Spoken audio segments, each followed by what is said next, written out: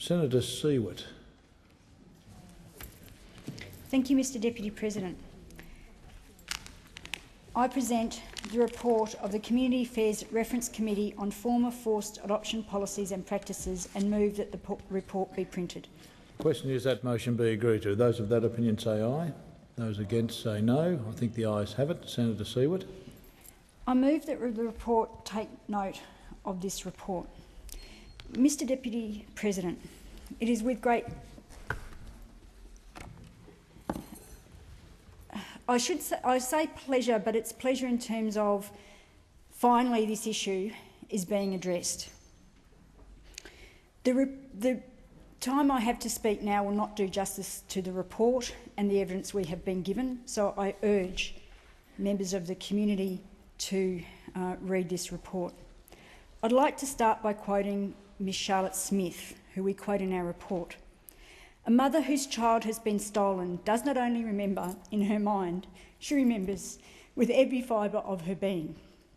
Mr Deputy President, I would like to acknowledge all the mothers and the fathers, the adoptees and family members who are in the galleries today and who have, some for the first time, shared their experiences of their forced adoption with the committee and with the community.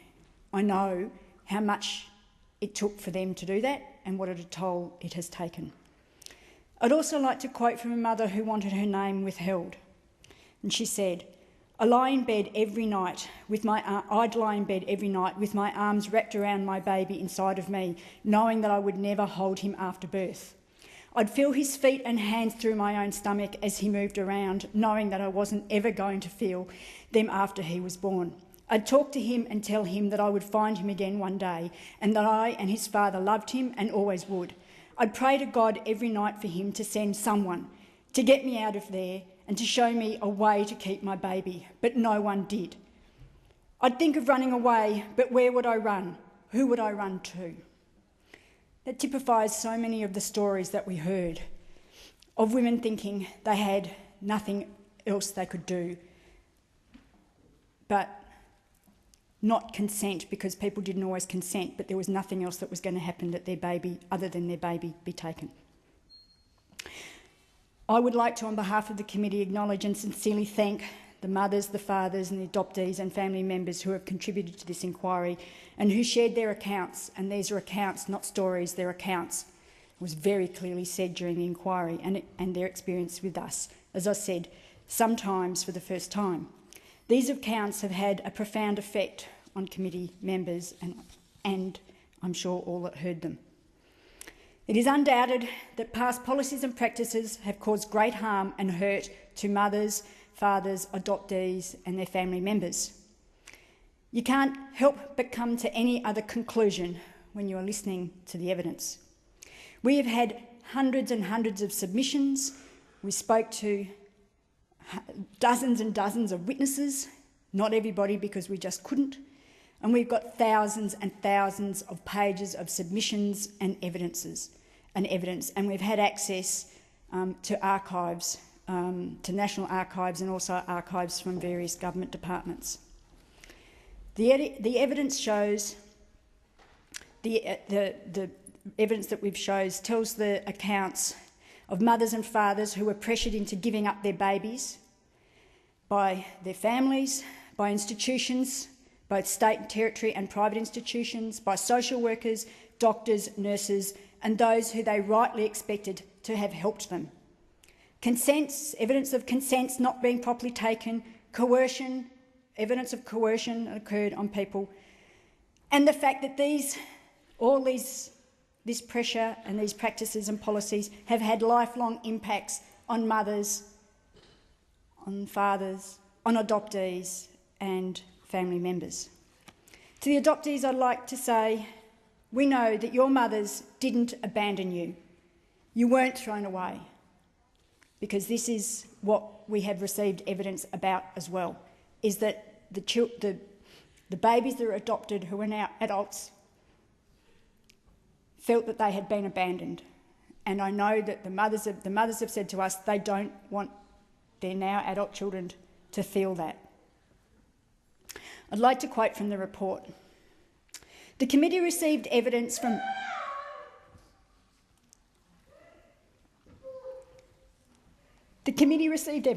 hundreds of women who gave birth in hospitals and other institutions between the late 1950s and 70s.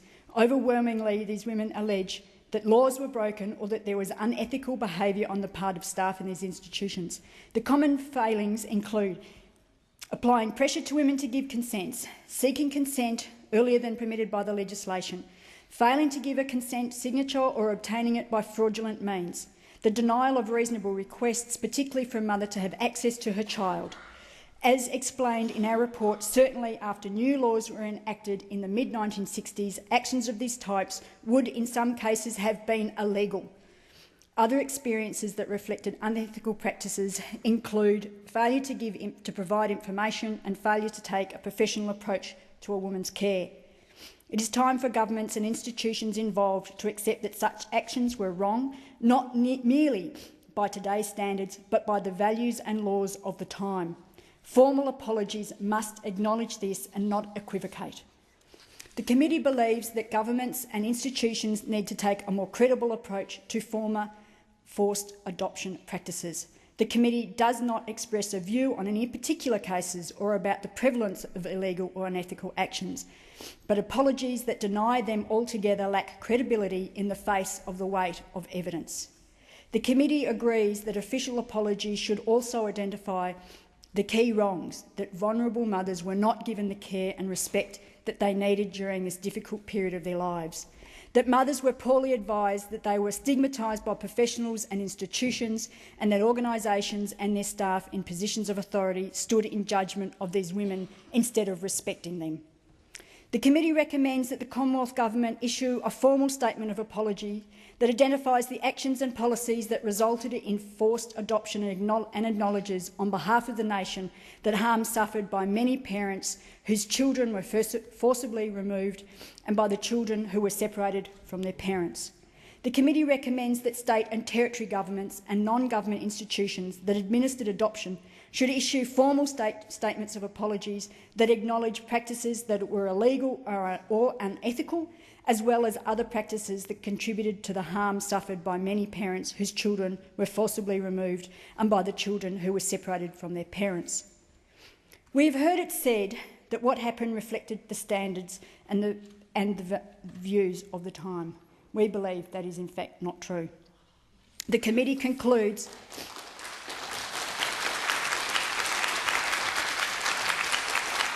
that the government and institutions in the 1960s and 70s were presented with a range of professional advice about adoption.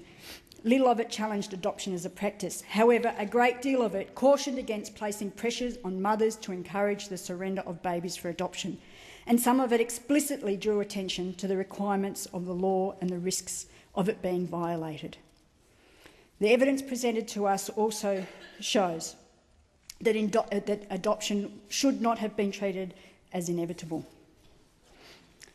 We recommend that official apologies should include statements that take responsibility for the past policy choices made by institutions, leaders and staff, and not be qualified by reference to values or professional practice during the period in question.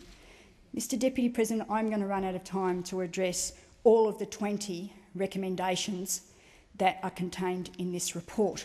We also talk about the need for a national framework to address issues of reparation around the provision of professional support and counselling services, access to data, grievance procedures. I urge every member of this chamber and the community to read the report. I would like to specifically acknowledge, in the time I have here, the very hard work of my fellow committee members. This was a really, really hard inquiry. It was a very emotional inquiry. You couldn't help but take to heart the stories of the people, many of whom are in the gallery today. I would also very strongly like to thank the work of our secretariat, the committee secretariat, Mr Ian Holland, Dr Ian Holland, Dr Tim Kendall, Mr Mark McAnally and Miss Janice Webster and Mr Tim Hillman. These people went above and beyond the call of duty in order for us to get this report finished, particularly as our committee has a very heavy workload. We wanted as a committee to do justice to the accounts and experiences of the mothers, the fathers, the adoptees and the families who gave us so much evidence. For us, the evidence is overwhelming. The damage caused by these past policies and practices is overwhelming. It happened. We cannot deny it happened, and we need to apologise and put in place a framework that addresses it. Thank you, Senator Siewert. Your time has expired.